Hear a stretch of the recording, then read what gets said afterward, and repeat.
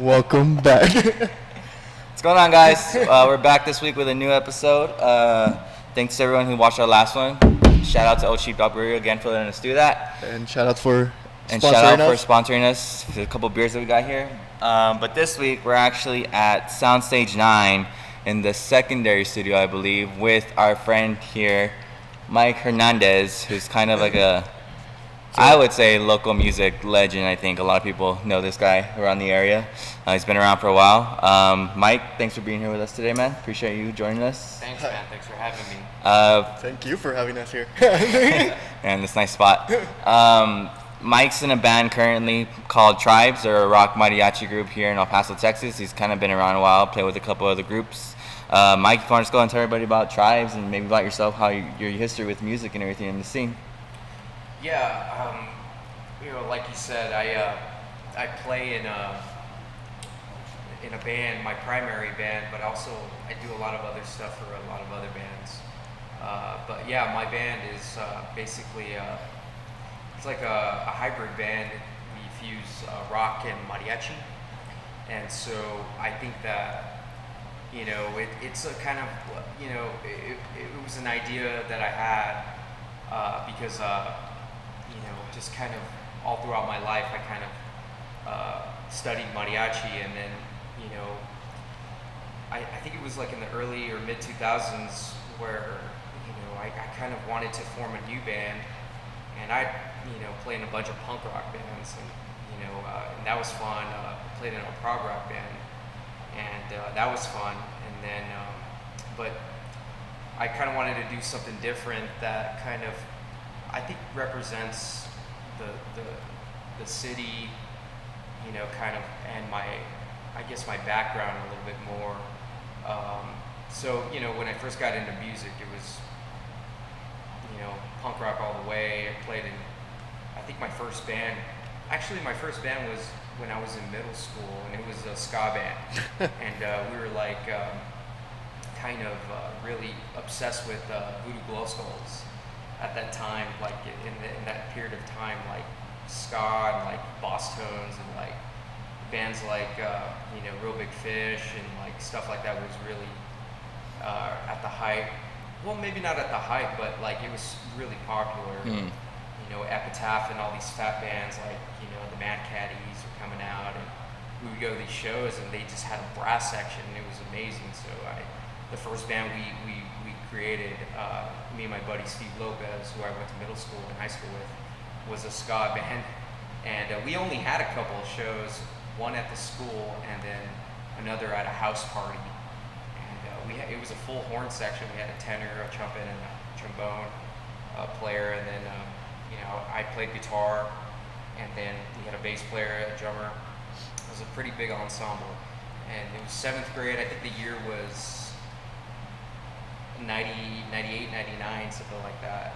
No, it must have been 90, 98.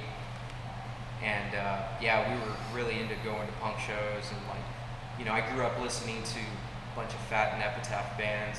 My favorite bands were like Pennywise and like Bad Religion and NoFX.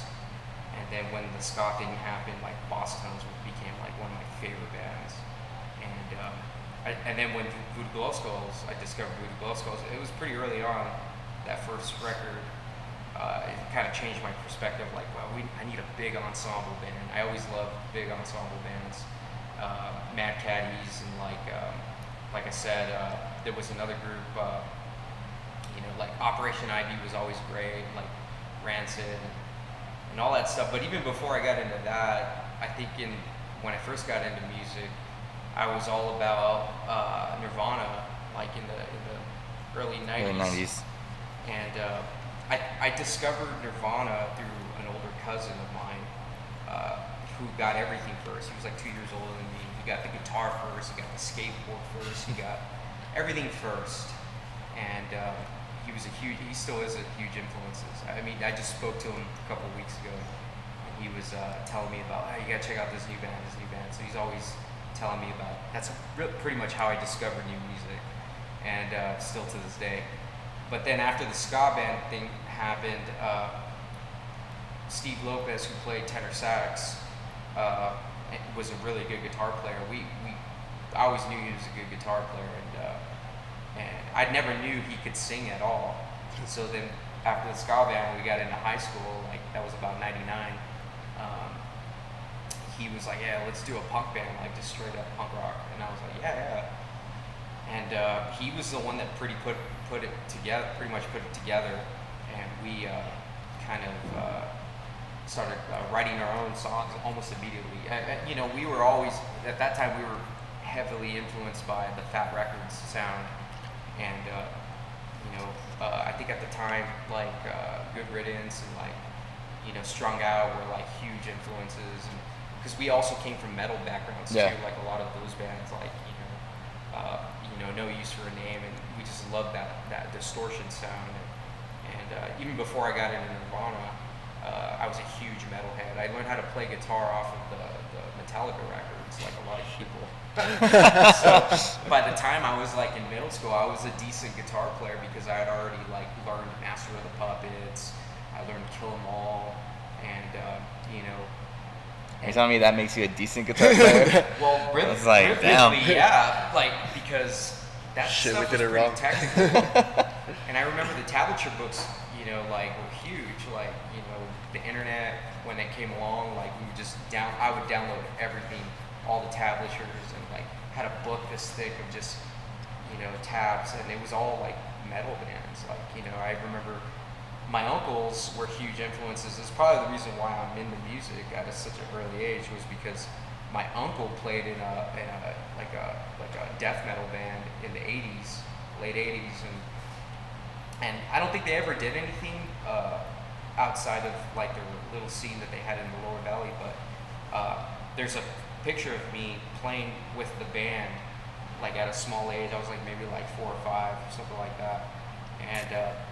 I just remember being that young, going to my grandmother's house, and I hear this, and then it was just like a huge like sound that I didn't understand, and then no one could talk in the house, and then one day I walked into the back room, and I saw all these Marshall stacks that were huge. Like I was a little kid, and just thought they were huge. I was like, oh, that's what that is. Like that sound's coming from there, and then so I started to get into like music. I started stealing tapes from my uncle, and a lot of his tape collections were like a lot of hardcore stuff, a lot of Motley Crue, a lot of like Napalm Death. I stole the Morbid Angel tape one time, never returned that one.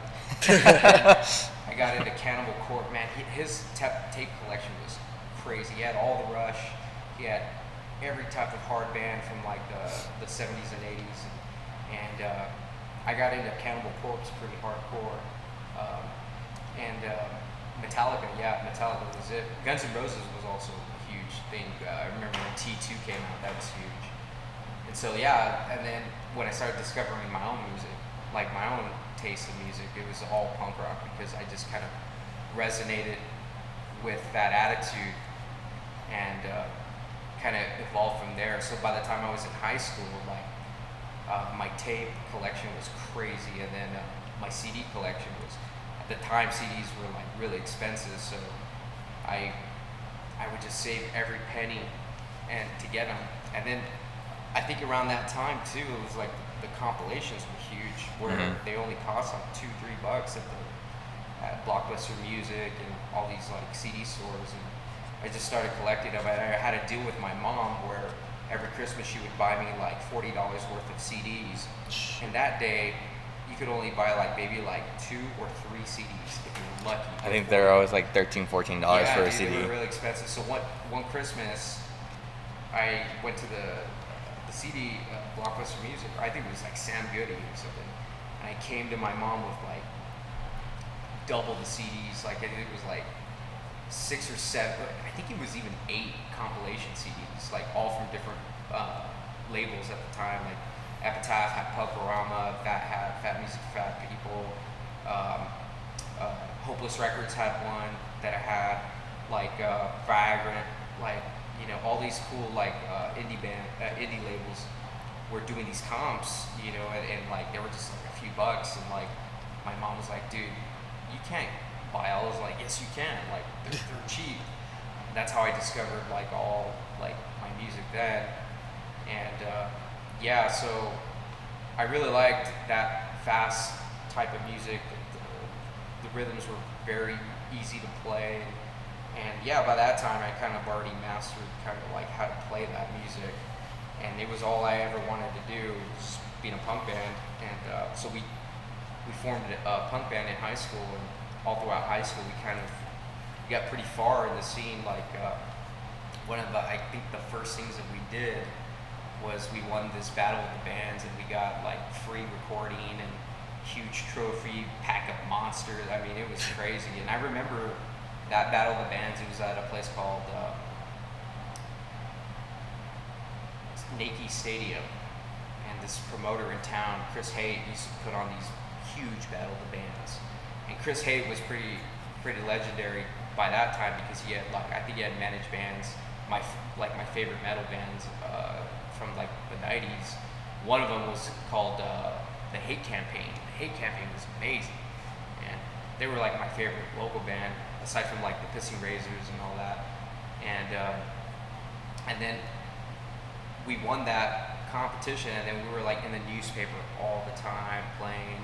Started opening up for like a lot of the bands that we liked, like like the Ataris.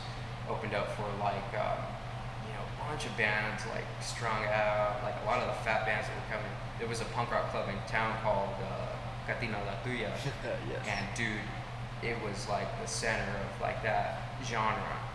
Yeah. And so we did the whole scene, and then we created our own scene where one of my friends had a restaurant. His parents had like a Mexican restaurant in the Lower Valley, kind of by the refinery, up on Clark and Trowbridge, somewhere around that area. And in the day it was a Mexican restaurant, and then at night we took it over and we started throwing shows there. And it got crazy, man, because there was a lot of bands that were similar to us, but kind of, I think music then was transitioning to like what we now know as like screamo and emo, and hardcore like took on like third or fourth infancy of that genre, and like it was that what would later be known as like As I Lay Dying style hardcore, like metal. But in that day it was like there was a band called Soma.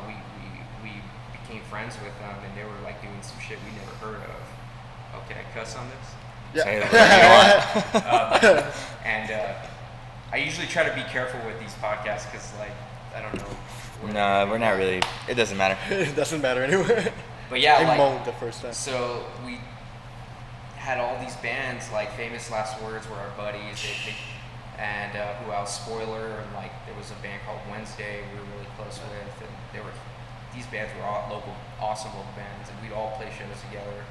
There was a band called Yarbrough that was doing some cool stuff. And so we were all very different bands. Like my band was like more pop punk.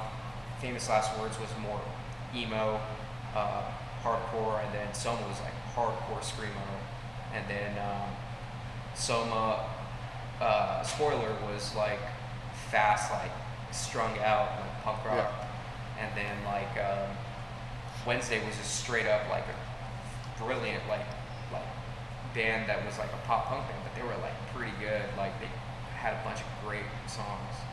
So we just kind of started our own scene, and that went on to like actually we started generating revenue, and like we bought a house PA, and then we started like booking bands at the, so like You became essentially the promoter then. yeah, we started doing all that all ourselves. Dude, we were in high school, we were doing that. A bunch of my friend Guillermo, his parents owned it, and he just became the guy, man. And back in those days, it wasn't even about the money, but I just remember there being money, and then I started figuring out that, well, shit, we should have a record label. So I created a record label. It was called Winter Rake Records, and then I just started distributing like those bands. Like I put out like a Yarbrough record. I put out all of my band's records on it, and I meant to do more, but I only did a few records, and I paid for them. I paid for the recordings and paid for the CDs manufacturing, and then we had T-shirts, and then I got in with like a local T-shirt maker where he would give me credit for T-shirts, and I just make T-shirts for all the bands, and they just pay me back the cost. They could keep the profits. So I did that very early on. I was like 17, 18 when I did all that. And then, yeah, I just kind of understood that merchandising was really the key, because the bands became really popular in the scene because everybody had merch. And like they had stickers, they had, we started making patches. And the way we would make patches is we would buy canvas at Michael's, and then we'd starch them, and then we'd feed them through the printer, and then it would print on it, and then we made a lot of them, and then we started discovering that people were wearing them, and then they would wash it, and then the ink would just come off. So we're like, oh, we have to like silk screen these. So like stuff like that we figured out. Back in those days, like I would go to Comp USA, buy like packets of like jewel cases and CDRs and just burn everything. But then I started actually going to the distribution companies to actually print on them, and then I would make my own covers and just package everything myself. And that's how we did it for a lot of years. And then so after that, that kind of thing fell apart and just kind of fizzled out. All the bands kind of stopped playing, and all these other great bands that I knew from the east side and the west side created new bands. And one of the new bands that they created was like a band called The Royalty, a band called The Lusitania, Crocodile Tears, and then instead of me creating a new band, I actually joined another band called Heist at Hand, and it was they were from Houston, and I went down there it was like in, I would say, 03, 04, something like that. I went down there and auditioned and got into that band, and that band was like completely different, and like it was like still punk rock, but like it was prog rock. All throughout high school, like I was really ingrained into the scene, and I like bands like the After Driving guys, and there was a band called Siva that was from El Paso. Like a lot of these like cool bands that are in the older group. These guys were like 10 years older than me, so they were kind of already like doing really cool stuff in the 90s and early 2000s already. And like when After Driving broke, like that time was wild in high school because no one liked that band. Like no one did. Like everybody, it was kind of unreal. Like how many of my friends, not my scene friends, but like just people I knew. People started to know about them. Yeah, and we would go to like After Driving shows, and like it was like in the peak of their success when Relationship came out. Like there was still not a lot of people at the shows. Like they were touring with, like Murder City Devils, and like it was awesome shows, but like it was unreal like how just like not popular they were, because they were blowing up. And then so with that influence, I went with Heist at Hand, and we started doing kind of a similar genre that they were doing, where we were doing like world music, prog rock, and we were like listening to like Rush, like King Crimson. We were listening to like Genesis, the early Genesis stuff. We were listening to like Gang of Four. We were listening to like there was the band Goblin. I call it Gooblin, but they were called Goblin, and they did all the soundtracks for like the Suspiria stuff, all the horror movies, and they were like really proggy, and we were really into like that dark stuff. And so Heist at Hand, we did a record. It never got put out. In fact, I put it out recently on my new label, and we paid this really cool like engineer, producer named Bob Hogan in Phoenix to produce our record and record it, engineer it. And then a guy who did a lot of famous records that we like, the punk scene, all the punk rock from Epitaph and Fat. He mastered our record. His name's Jason Livermore. Record came out great, but we disbanded shortly after we recorded it, and we never released it. But like I said, I put it up on my new label recently, actually, like a few months ago when we were in COVID quarantine. And so we did that band. We did a lot of cool stuff in that band. We toured. It was my first time touring with that band. We did a lot of East Coast, West Coast touring. Did a bunch of showcases at CMJ in New York. And it was taking off, but I remember we couldn't get a record deal at all for that band. Because at the time, it just, that genre was just, the only successful band was like Mars Volta coming out, and like even then, like they were on a major, and I guess somebody took a shot at them, a chance at them, but you know, a lot of bands just couldn't get a deal with the indie labels that I loved, and you know, so we disbanded. We just couldn't. We hit our threshold, and we just couldn't do it anymore. We were pumping so much money into the band. There was a lot of tension. There was a lot of internal conflicts. I remember what our drummer went to prison, and like, it was a crazy ride. And I was homeless. I bought a 15-passenger van. I couldn't afford to pay rent, so I was living in like a laundry room for like years. And then after we disbanded, I was just like, you know what, man, like I can't do this anymore.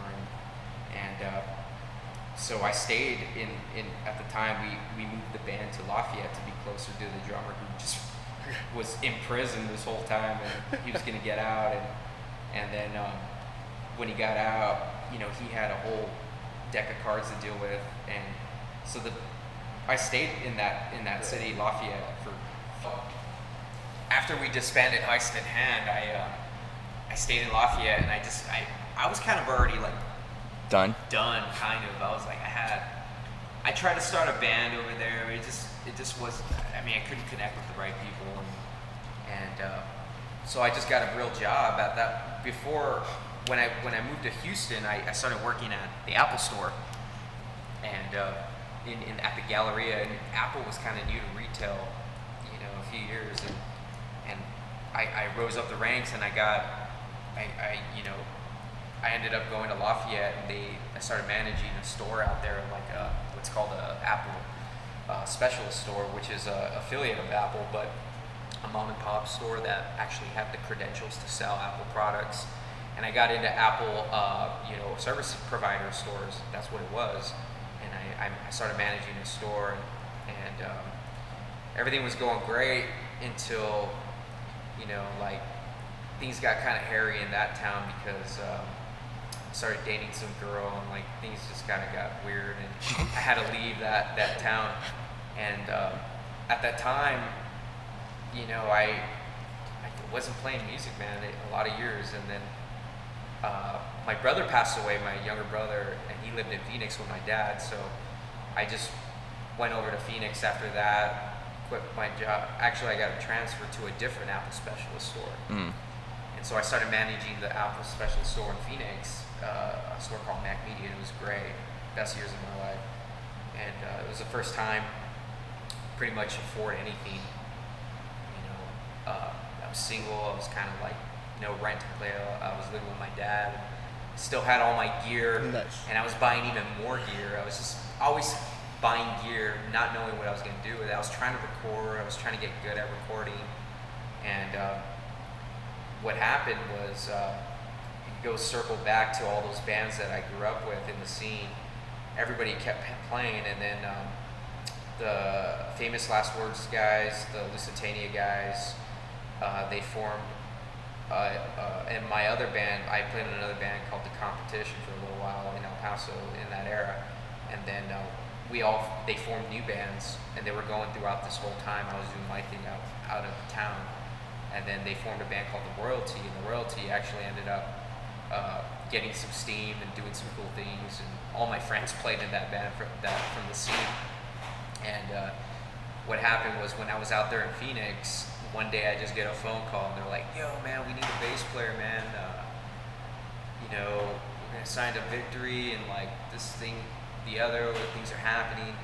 Do you want to just fill in on a tour?" And I go, "Yeah, dude," because I never take vacation, so you have plenty of vacation to take. Yeah. So I was like, "Yeah, man, let's do it."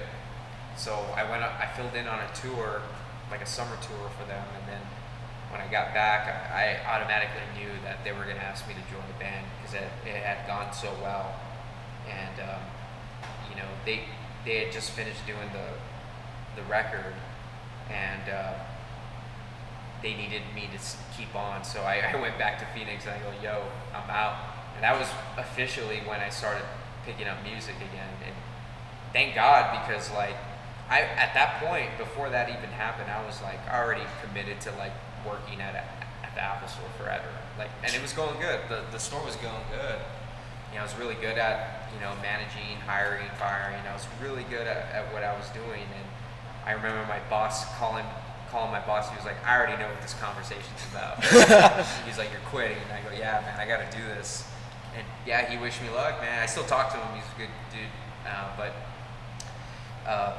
Yeah, that's when I started touring with the Royalty and got a record deal. And we did 2 years of touring. And it was great. And we kind of got a glimpse of what it really is to be in a band and promoting and just basically everyone quit their job. Everyone had really good careers. Everybody just graduated and had careers. And I was the only one that never went to college, so it was really easy for me to let go of my job. But for a lot of these guys, like our keyboard player Dan, he was a news anchor. Shit. He was on TV and he quit his job. Our drummer Joel, he just started, I think, his doctorate program at the university, and he was like, I could do my doctorate on the road, and I was like, all right. And then two of the other guys, Nicole and Jesus, they had just graduated, and I guess they were teaching. And then they just quit their teaching jobs,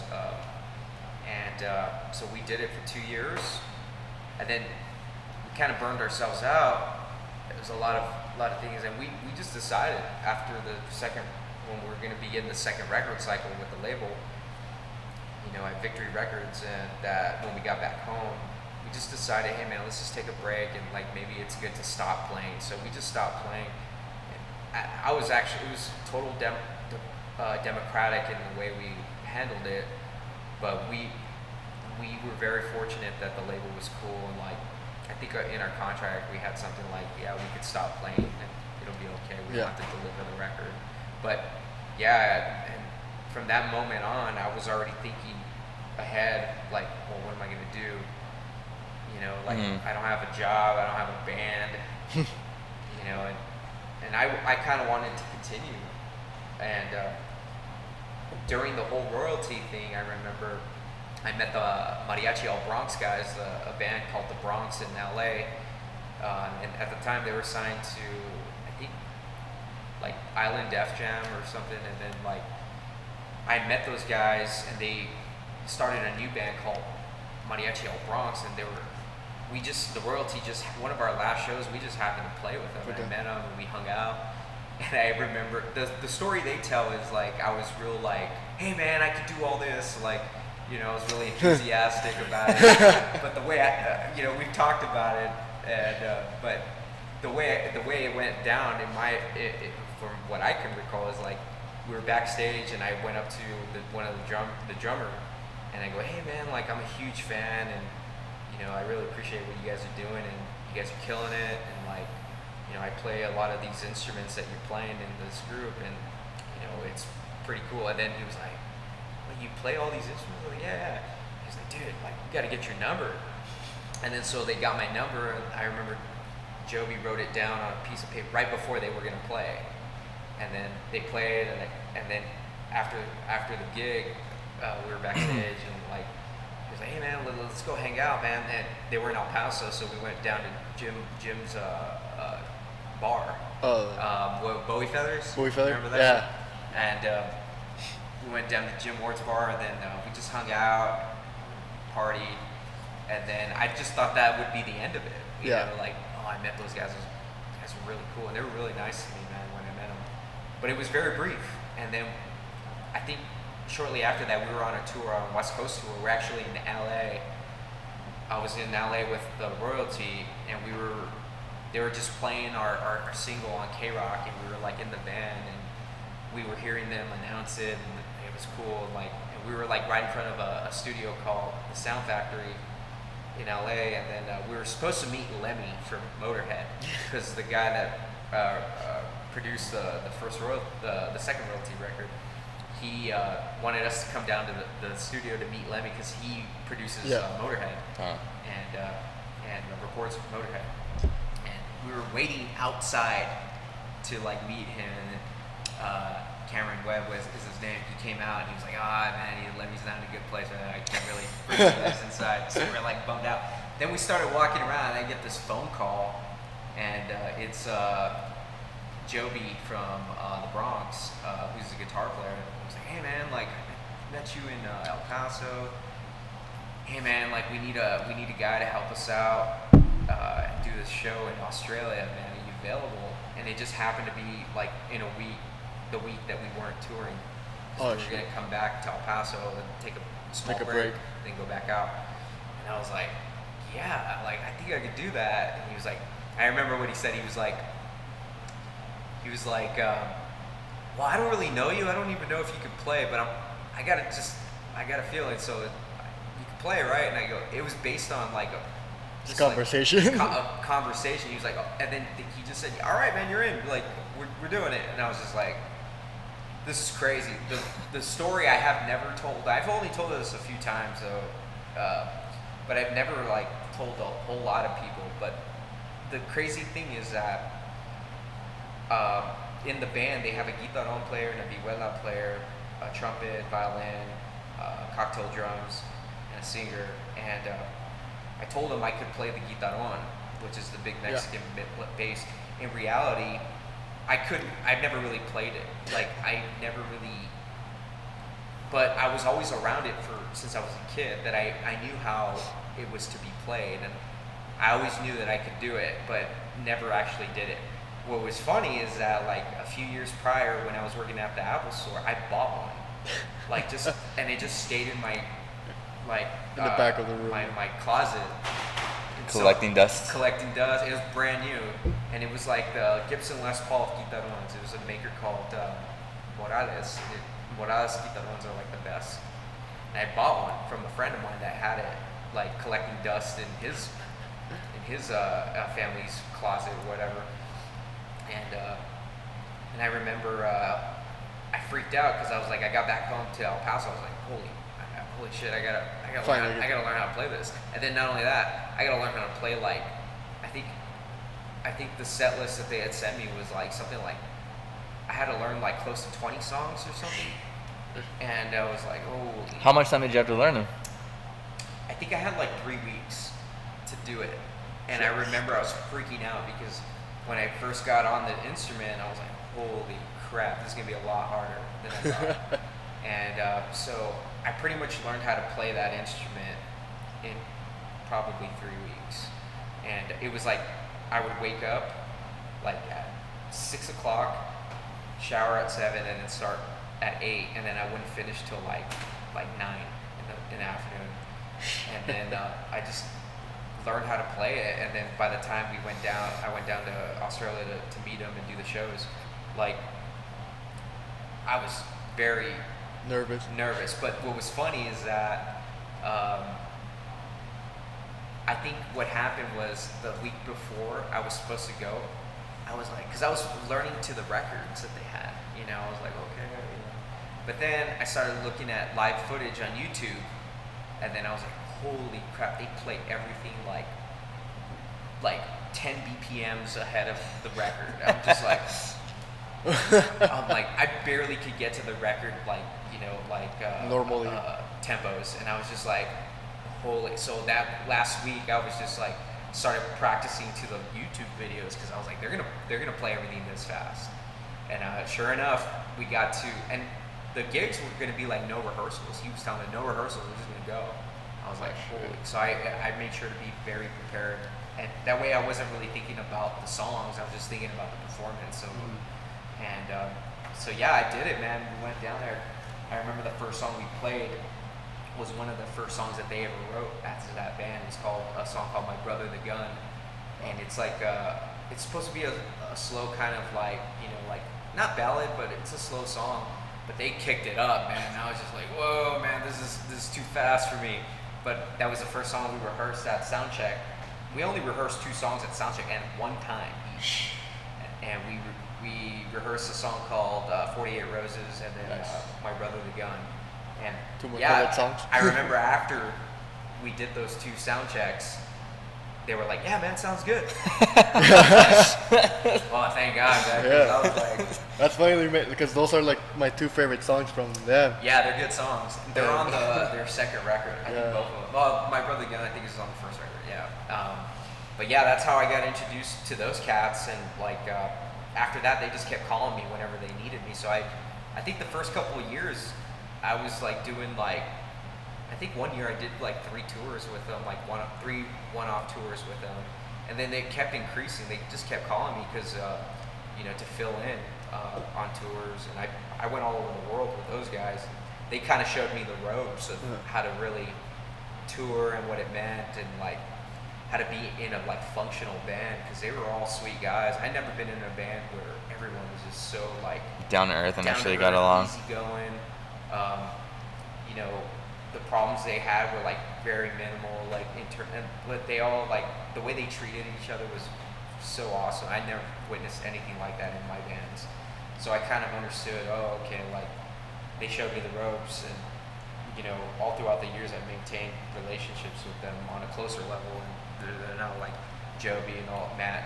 They're all good friends of mine, and Ken and Brad, and they're just awesome dudes to know. And so right around that time, I started like doing one-off tours with them, subbing. I started brewing my own idea, because I had a buddy of mine who once told me, even before I started playing with him, like, man, you should be playing in that band, because I was always a mariachi guy, like in disguise. And I always knew mariachi and punk rock had a lot of things in common, which they discovered early on. Was mariachi is like, I always say that it's a form and genre of music that was created by amateur composers that had a whole lot of attitude, and all they had were good ideas and great songs. And punk rock is kind of the same thing. It's like there's not a whole lot of technicality in terms of like playing, but like it's all about the attitude and all about the songs, regardless of anything else. That's what mariachi is to me, and I kind of see the difference, the similarities to both genres. So after I got involved with them, I was brewing my own ideas, and that guy was like, man, you should be playing in that band, and I eventually ended up playing with them. It's crazy, man, how that happened. And then I got really inspired by that band and those guys, and I always, deep down inside, I always knew that I could never be like a full member, although they treat me pretty much like a full member. But yeah, and it's funny, throughout the years, man, like I was always really really cautious to say I wasn't even a part of that band. I was just like a sub or whatever. But throughout the years, man, they really made me feel like I was part of the band in everything that they've ever done. And like, I remember there was like tours where I wasn't even like, I was cautious of not being in photos, or like people come up to me to sign the record, and I'd be like, I had to say no. And I remember one time I said no, I didn't play on it. And like the singer Matt, he was like, no man, go ahead man, you're in the band. And he was like, dude, just, yeah man, like you need to do that. And I was like, really? I kind of felt weird, because Yeah, you were in. wasn't like officially in, but I'd been with them for so long that eventually like Matt was just like introducing me like to other people, like, yeah, he plays with Al Bronx, like with us. And I was just like, wow, that's cool, man. That's really cool. Although it's not the truth of it, but I'm pretty much the touring member, that only consistent one they've had, because they've had a lot of people jump in and stuff. But I've been, I guess I would say, the one that's been the most consistent whenever they need anything. That's cool, because I see that in a lot of bands, like they have all their touring musicians that go with them, and yeah, they didn't play on the record, but I mean, at least I think the touring part is probably the more heavily aggressive part of being a musician than the record itself. Because I mean, when you're making the record, you make the record, yeah, but you're kind of just in the studio, whatever, do it. But then you to actually go out and promote the record and do the heavy lifting of it all, I think that like says more about it than anything else. Yeah, and don't get me wrong, there's a core group of them, and everybody's kind of auxiliary players, but everyone's super important in the band. And to be in that band, a big ensemble touring the way they do it, it's hard, man, and financially, and like just on. And so whenever they take me out, man, I'm always like grateful, because like they're just like, they don't have to, and But yeah, like I said, I was brewing my own ideas, and I always knew, going back to my point, was I always knew I wasn't going to be like a real full-fledged member, because every single one of them has a role and it's important. And I even love the fact that like I can't even be a full member of that band, because it's like, you know, like every one of them is important, you know. And so I started brewing my own ideas. I was like, well, I'm going to start writing my own songs in that instrumentation. And then I started to discover the possibilities of just how you could make it different. Yeah. Like, so, and it was very important to me that when I was trying to form a new band that was going to have the same instrumentation as El Bronx, not to be the same as what they're doing, even in the way it sounds. Like, the way we mix and master and put together the songs is completely different than the way they do it. And it also sounds different. In fact, it's pretty ironic because their sound is more actually traditional than my sound of my new song, the songs that we've done in my new band, Tribes. And but to get Tribes, my current band, to where it is right now was a whole process that took a turn for the worse. Like, I don't even think I've said this, I've told anybody this story, but when I was doing the tourings with the big tours with El Bronx, I started brewing up for my own band, and I was like, it's gonna take several years to get this going, like, because I had to write songs, I had to do everything, prepare for everything, get members. And I remember I had a friend of mine that I knew that lived in Alamogordo, and he lived in Phoenix, and I approached him and I go, you're a great singer, great songwriter, let's collaborate and let's make a real band using your assets, using my assets, and let's do a partnership. And we started doing it, and we wrote, like, based on his old catalog and my input of like new ideas, I ended up recording whole new versions of like, so, you know, I met this guy in Alamogordo, and his name was Mike, and he was a cool dude, and I had known him for prior, like maybe about a year prior, and we kind of liked the same music, and we liked the same Mexican music, and he came from like the same background as me, and like, but he had his own content, and we started brewing up these ideas for the new band, and I was like, we collabed and got like, dude, I think altogether we had like 20 songs, you know, like, and so I recorded all these songs, and I remember it was like my first real situation of how to do everything that I wanted, that later I actually implemented in the way I do things for the band. It's basically, I create the demos all on my own, and then I write out all the parts to give to everybody to play. And honestly, like, the one thing I didn't even mention is after the royalty, we stopped playing, I went back to school because I promised my mom you get a I was going to get a degree. And I remember when I enrolled back into school, I was like, man, this is going to be hard. Like, because, you know, at that time, it's been so long. At the time, I was like 30, I was 30, 31 or something like that. And I was like, man, I'm going to be that old guy. And I went to school for music, so like I had to put into the effort. And what was funny is that I always thought that the degree wouldn't actually help me. It really didn't, but I remember when I was writing out parts for violin and trumpets and all these things, I was in my infancy of theory, right? Like I was like in theory 1 or something like that. So I really didn't understand kind of like part writing and stuff like that. And in the beginning of music school, I was a theory and composition major. So I had to wait, like, I think it was like a year or two before I could even begin taking the composition courses. But at that time, I was working on this new band, and I was just figuring out by myself how to part write. You know, like voice leading and all that stuff. I was figuring it out on my own. And I Googled everything, dude, like how to do this, how to, you know, transpositions. I had to figure it all out because I wasn't there in the actual program yet to actually be exposed to it, because they don't expose that to you, you know, until later on. It's not until junior year or something like that? I think I want to say it's like your junior year of college. That's when you start doing theory 3 and theory 4. That's really when you start getting into transposition and all kind of stuff. And I remember like the first times I did that, when we would have the jazz band play, I was always like, fuck man, I really hope I did this right. Right. And you know, so even before I understood transposition and and like you learn a little bit about voice leading in the first theory, you know, a class, but not very in depth. No. And so I had to figure out all that on my own. So by the time I got to that point, I was a little bit ahead of everybody because I'd already been charting already and trying to figure it out. So, which goes to my point is like I figured it out on my own because when I got to those classes, everything I was doing was correct. Pretty much correct. It was correct. So I was like, wow, that was cool. And I just learned it through Googling and like how to figure out finale and all that. Like, and that program is hard to figure out on your own. Yeah. So when we were doing that band, things went good for the first few years, and I wanted to work on music the first few years, and then debuted it. And we did debut it, and I got my uncle to play drums in that band, and my uncle was like he's an awesome drummer, man. Like he's like one of the best jazz drummers in El Paso.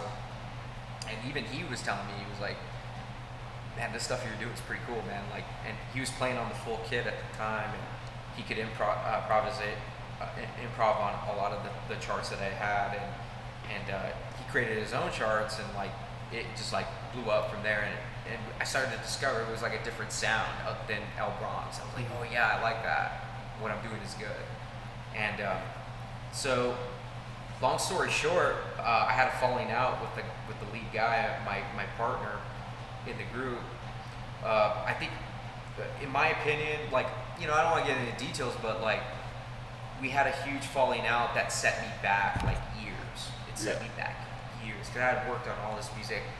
We fought over like, you know, there was disputes over like, you know, who owned what and like copyright infringements because the stuff was online, and I was just like, and I remember telling my girlfriend, I was like, I don't want to go through any of this. So I just, after like a few weeks of even fighting over it, like I was like, you know what, just have everything. You could take everything, and I don't want any of these songs. Just, you know, just do it. So I just pretty much let him do whatever he wanted, because I already knew that like my songs were going to be next level, and like I already had the idea for everything, and because I had already had that trial pre-run of like writing and what I could do, and so it was like a proven thing.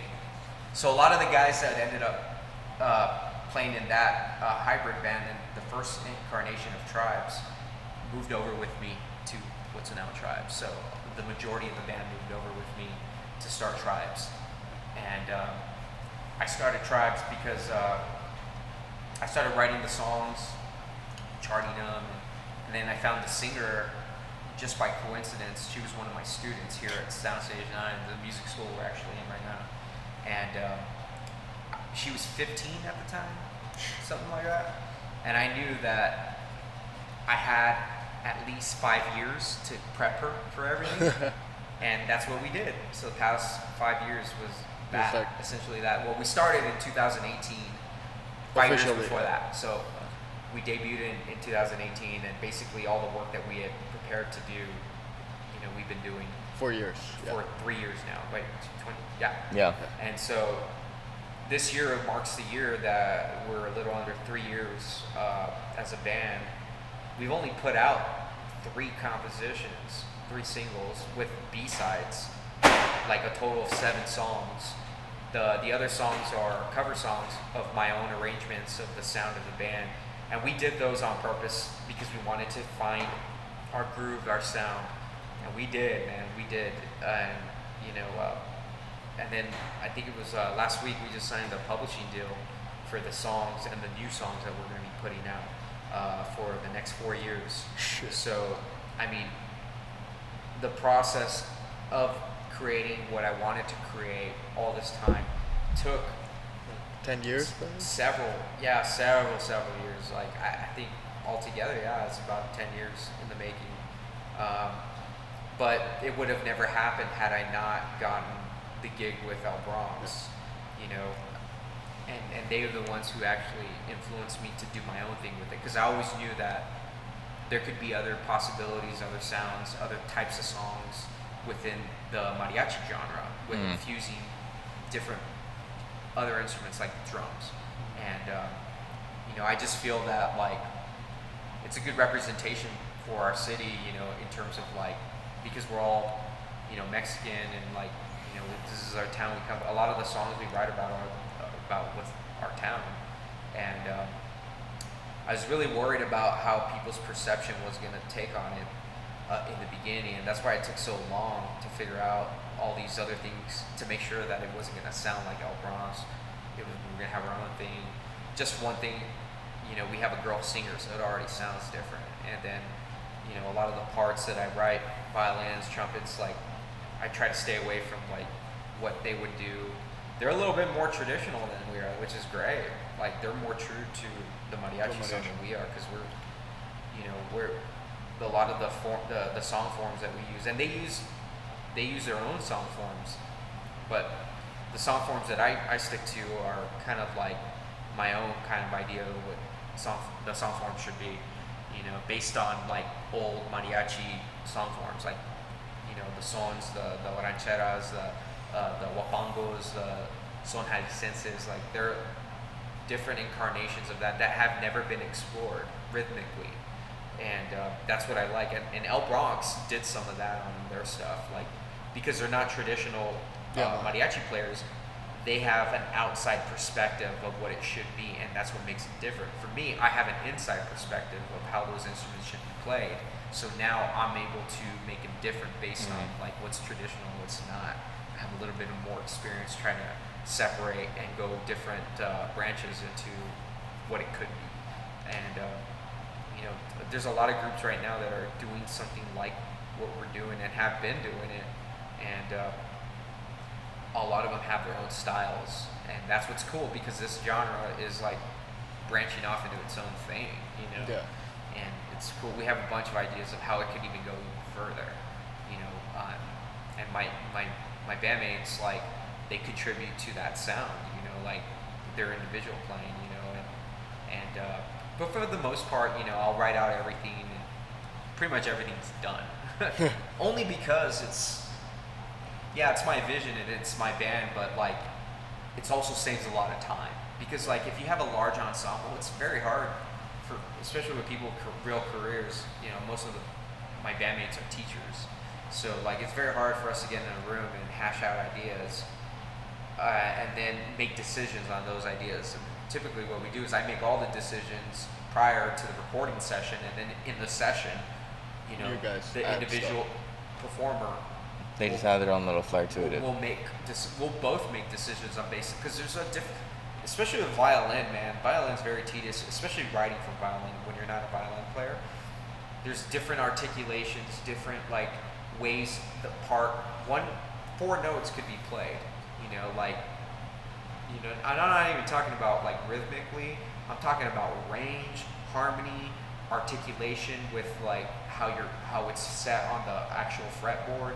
I mean, these are things I consider now all the time with the help of my violin players and the trumpet players as well. Well, my trumpet player is a little easier because I could just put anything in front of him and he'd be like, this is great, I'm going to play it exactly like this. And I've had other trumpet players play my stuff and they're like, yeah, we're going to change all this. I'm like, no, don't do that. And then like it becomes a situation where we have to decide what best idea wins. Yeah. You know, because that's basically the rule, is like the best idea wins, you know.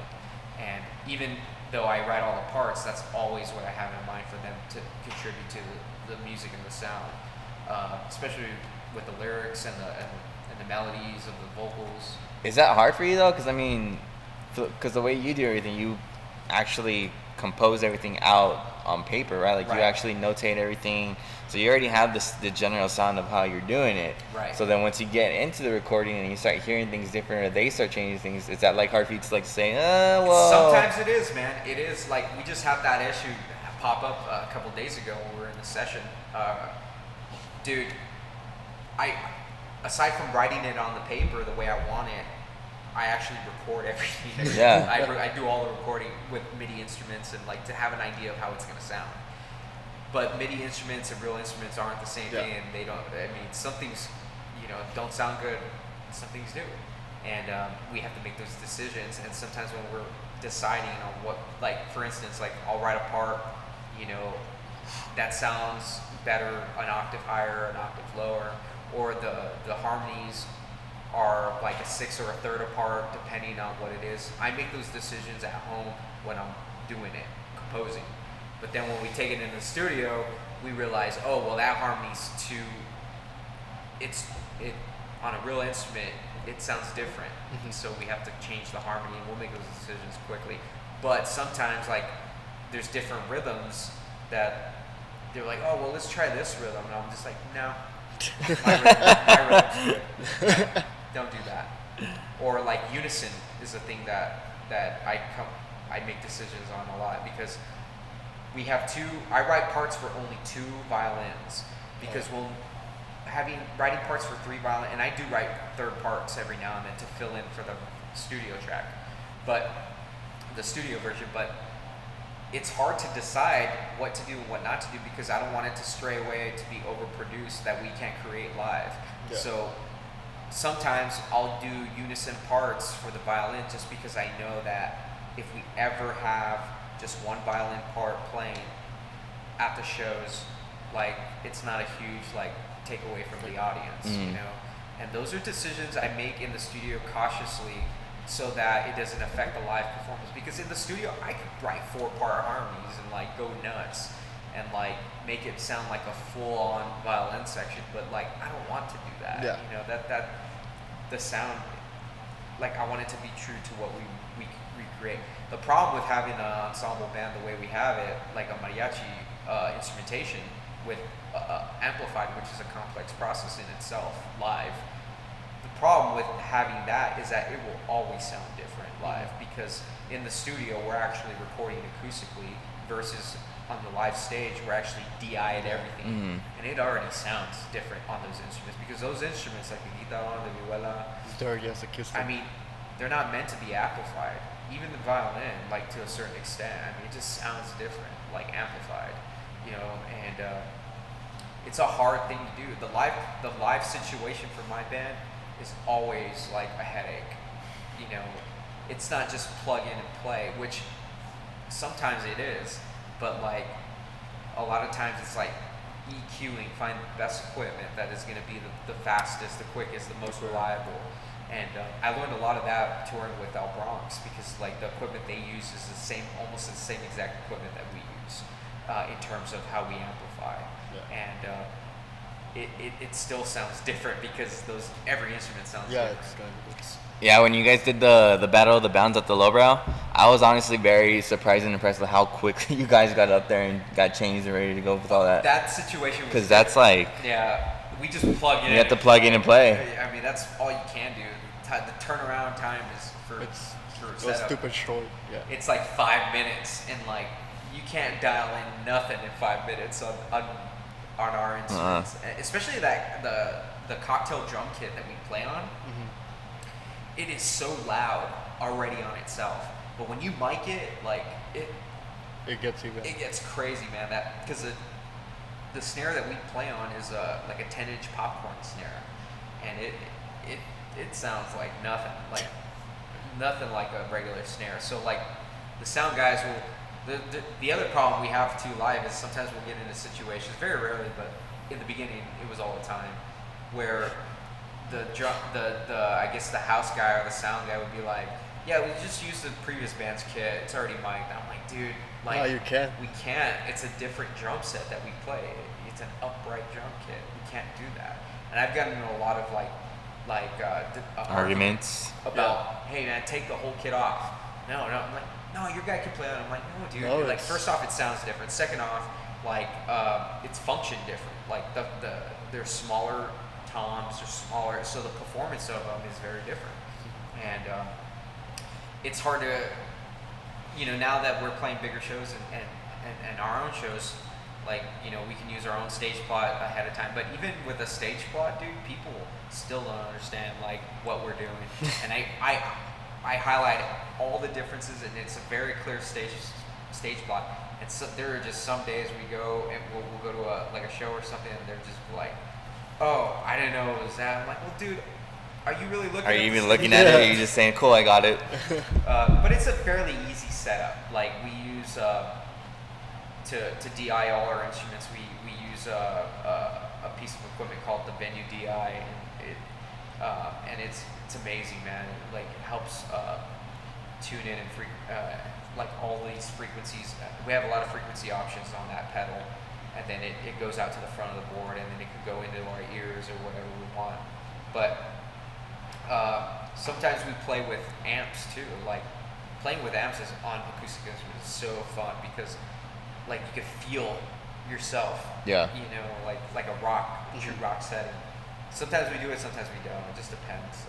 I prefer it with, but it's such a bitch. I remember my first couple of times traveling with the band, we'd bring all our amps and all our setup, and it was kind of a bitch. And with El Bronx, we just plug in to venue DIs, and we're ready to go because it feeds into our in-ear monitors. But in our band, sometimes we go that route, sometimes we don't. Now we're getting in-ears for everybody, so it's a little bit easier to just not have amps on the stage. Mm-hmm. And but you know, it just depends on the situation. Like at the shows that you would put on, like at downtown, like we bring the amps out because like the stage is huge, and we can. Yeah. I mean, we can can. actually Yeah, you gotta move around. You got space to work with. Yeah, we have a lot of space to work with. I mean, there's sometimes, man, like in Mexico City, when we played in Mexico City, we just plugged in and played it. Because a lot of those stages out there are like really small. Yeah, but it worked out. I mean, it's fine. Sometimes we play to backtracks, so you know that's always like a challenge when you're setting up. We have our rig and everything, but just dialing in everything, man, because we're not at the stage right now where we can travel with an engineer, like a sound guy, front of house guy, or a monitors guy. But when you do travel with a front of house guy, man, it kind of alleviates the stress of how it's going to sound. Because the other thing about having the ensemble the way we have it is that the stage sound is never what's happening in front. It's never what's happening. There have been times it sounded like crap on stage, but it sounded perfect out there. And then even vice versa. I don't know how it sounds out there because I'm playing on the stage, but boy, like people can get and it took a lot of time for the band members to get used to that, because a lot of the band members in the band are like classically trained musicians and like like a different background. I mean, they don't come from just like the punk rock, background where you just plug in and play and like, hey, here we go. They're waiting for the conductor to come up and who cares? Hey.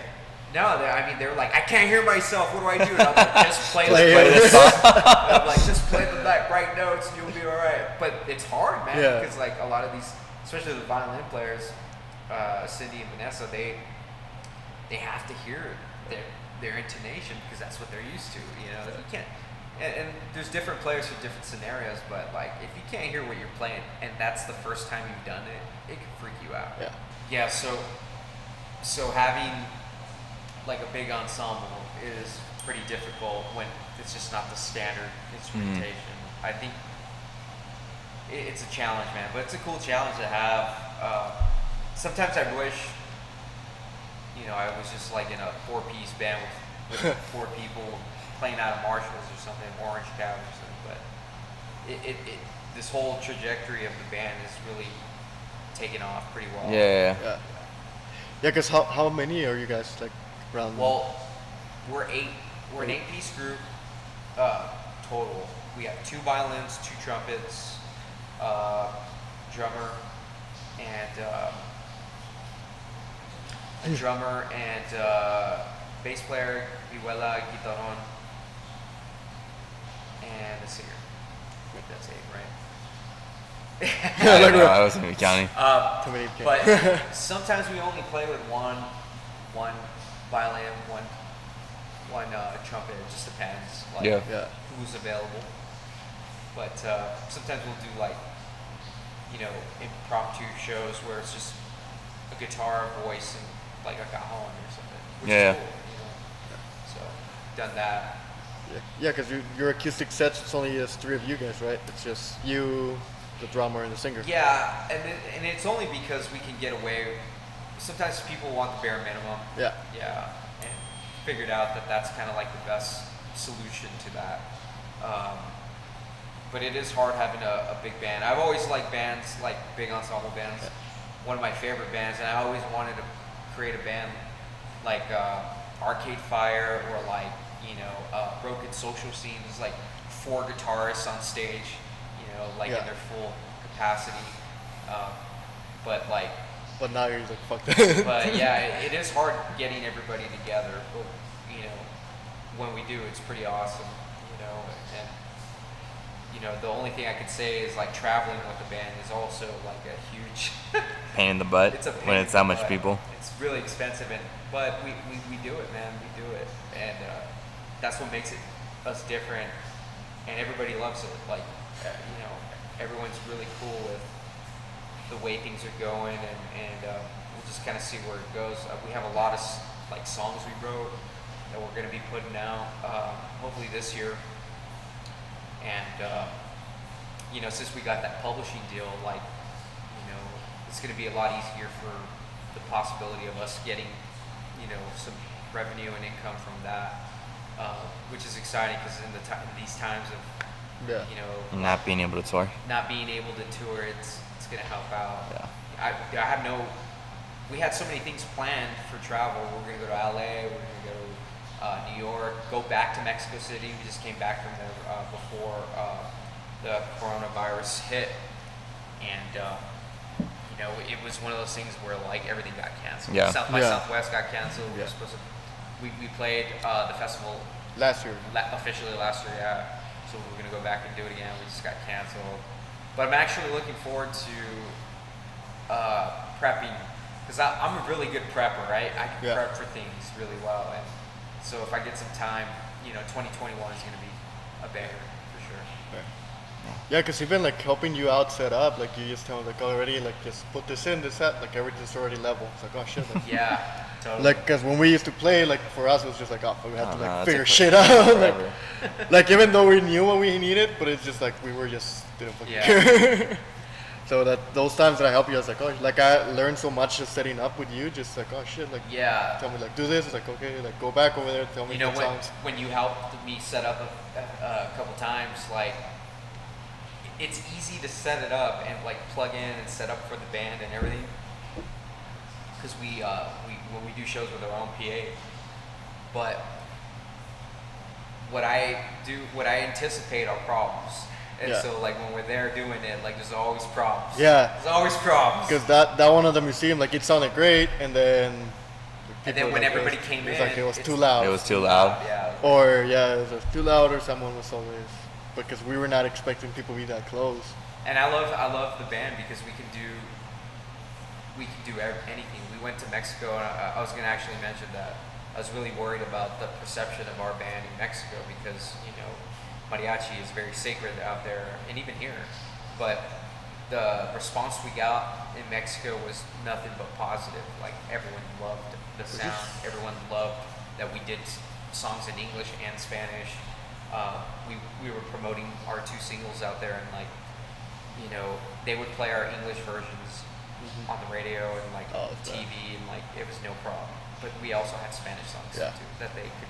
Yeah, because you write in both ways, right? Yeah, like you write them in English and Spanish, so that way. English and Spanish, yeah. Just because we want people to have access to it, and if you have 2 different versions of a song, like, you know, it makes well for, you know, the Latin market, and then the American market. And we are bilingual, so it's like, why not do it? We are in a bilingual city, essentially, and like I said, people in Mexico, I was really worried, but it's been great, nothing but love. Miami, people loved it, and Miami is like a whole different country, man. It's totally Latin over there. Like, everyone speaks Spanish. And it's a crazy town, fun town. But yeah, you know, now I'm really comfortable with the band and what it can do and the exposure we've gotten. And now it's just like, you know, we're just gonna kind of take it even further. You know, in today's age, we don't really need distribution. We don't really need our label. We have our own label. We distribute our own records. We press our own vinyl. We and all these things take money, and we've pumped in a lot of money of our own money. It's actually a lot of my money. Yeah, but you're getting there. But now we actually have a backup, a revenue now, so it's like, that's one of the hardest things for bands these days. Is just like the type of success you need and want. Like, you're gonna have to do some investing, be smart, with taxes, with how you're doing things, because everything matters, man. When you're pumping so much money into a band, like, you definitely want it to grow. You want it to be a business. I've never been business savvy in terms of, like, I always try to do the creative stuff, but you can't do that without the business stuff, and vice versa if you want to get to a certain level. And I think that's one of the things that it's a hard thing to learn, and you have to go through a lot of different phases and, like, bands to understand how it works and what doesn't work, and then a lot of trial and error, man. A lot of trial and error. Like I said, man, like, it's not about the money, man, but the money does contribute to a lot of things that we do and what we can do. So, making money is something that's very important, for a band like us. Yes. Well, that's awesome, man. I'm glad to see you guys are doing well. I really like the sound that you're coming up with Tribes, and I think it's really cool. Thanks for being here with us, Mike. Appreciate you talking about everything. Man. Yeah. Thanks for having me. I don't know if you want to shout out your guys' page or anything, Instagrams or anything. If you guys want to check it out, the website is tribestx.com, and our social handles is tribestx. Go to Instagram, Facebook, all that stuff. Our YouTube channel, we got endless amounts of videos and stuff. So got our music videos and live stuff, and check it out, and then drop us a line, and then come out to the shows. Yeah. Cool. And we'll link all those in the bottom below, and we'll put everything in the video as well. Thanks again, guys, for watching. Please like, subscribe, comment, and thanks again to Old Sheepdog for always sponsoring us. We're located at 3900 Rose Avenue, so go get a beer from them. Tell them that you came from us, so we can keep getting more free beer. Talking to you guys. But thank you for listening and watching. Okay, we'll see you guys next time.